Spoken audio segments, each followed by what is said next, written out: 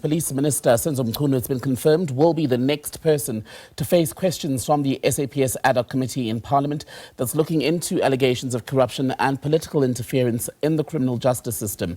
Mchunu is due to appear for the first time tomorrow. Mchunu, who is currently on special leave, has been implicated in evidence delivered by the KZN Police Commissioner Mkhwanazi, as well as National Police Commissioner Andy Mashaile, who've already appeared at the Ad Hoc Committee. Both have also appeared at the Madlanga Commission of Inquiry.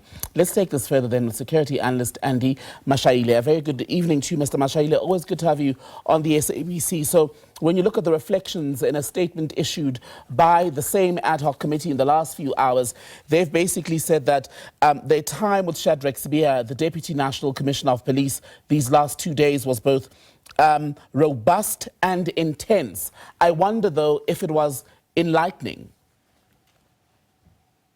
Depressing, Tembekile, the flip side of that coin, enlightening to the members of the public as well as some members of the committee in terms of the operations, in terms of protocols, in terms of the deep-seated division in police top leadership, also in terms of the irretrievably broken down relationship between General Sibiya and Mkhwanazi, and by extension, the National Commissioner, and between General Sibiya and the National Commissioner.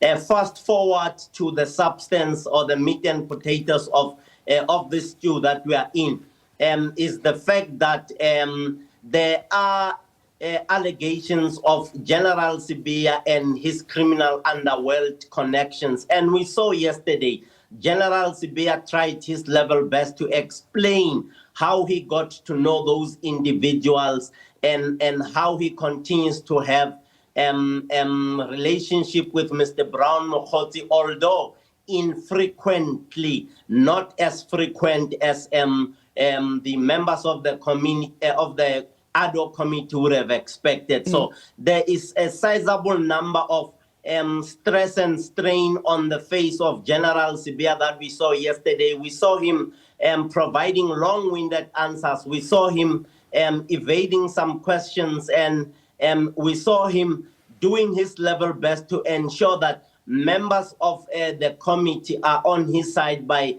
continuously referring to the statement that he had written down. Right. Even though Tembekile, around 11 o'clock last night, as we were continuously studying and researching, we saw the chief whip of the ANC in Parliament putting apart General Sibiya's argument and defense and testimony.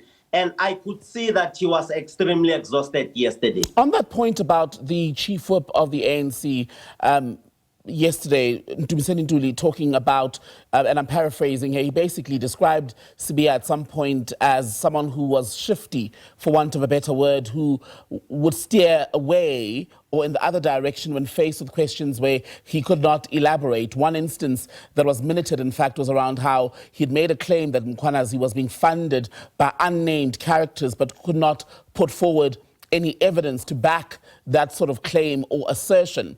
What should Sibiya have done differently yesterday, and what was the strength of his evidence before the ad hoc committee, if indeed his intention over the last 2 days was to clear his name? Tembekile, the responses to the questions and the conduct and the behavior showed the members of the portfolio committee what they would not want to see in terms of the combative nature of General Sibiya when he engaged some of the members of the portfolio committee. A point in the moment would be when he engaged David Skosana and wanted David Skosana not to answer questions.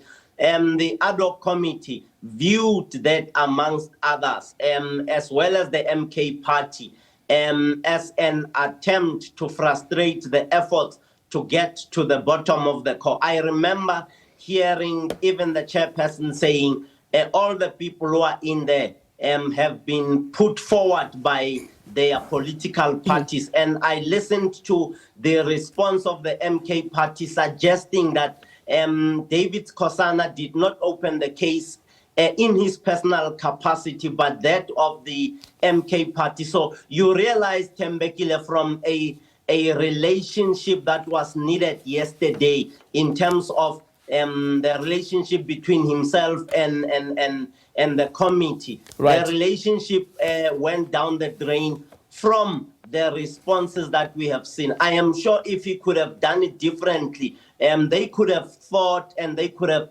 sympathized with him. But the responses and the behavior and the combative nature actually alienated his support in the committee that he might have had, and generally in that committee. And tomorrow will be the turn of the Police Minister, Senzo Mchunu.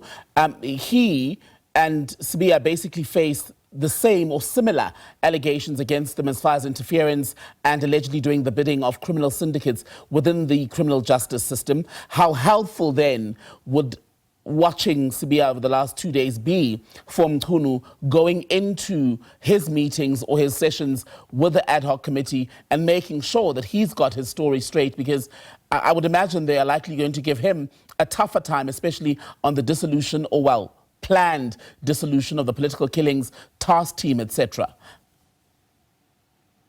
The minister has a very high mountain to climb, higher than the Himalayan mountains. And secondly, the relationship between the ad hoc committee amongst itself with the minister in front of it is going to be a live fire kind of session where some people who come from other political parties would want to do their best to disarm the minister in terms of the set of facts or argument or the set of explanations that he's going to put forward at Tembekile.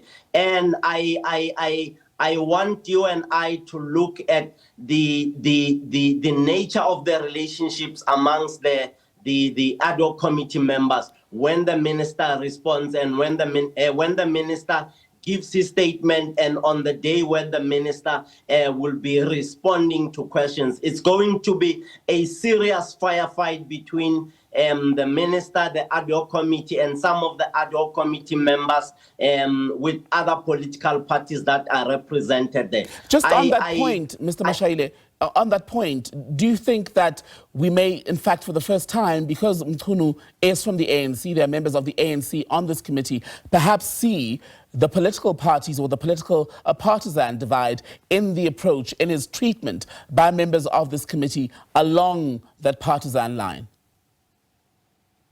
Tembekile, if I were to be in that hot seat, I would expect my comrades to find a way to reduce the amount of fire that comes my way.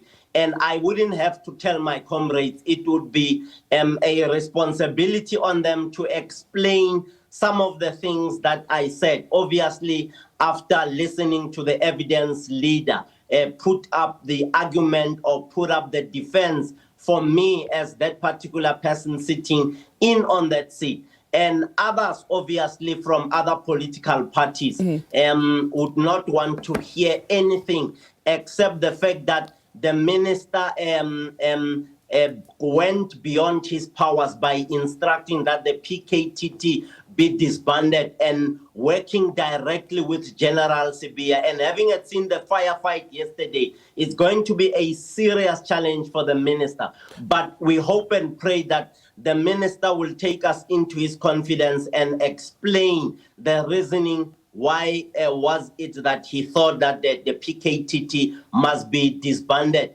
given the background of the data sets provided before us by the National Commissioner General Sibiya, General Ntantam Kwanazi, and the Maggie van Rooyen, the the chief of legal services, having listened to her at Madlanga, indicating the role and responsibilities of the minister different from the roles and responsibilities of the National Commissioner and the powers that they all enjoy and use in the execution of their mandates. Final question to you, and very briefly, if you can do it in 30 seconds, it would be great. Based on what we know now, do we have enough information to make a credible judgment of wrongdoing for the people who are accused here? Not yet, Tembekile.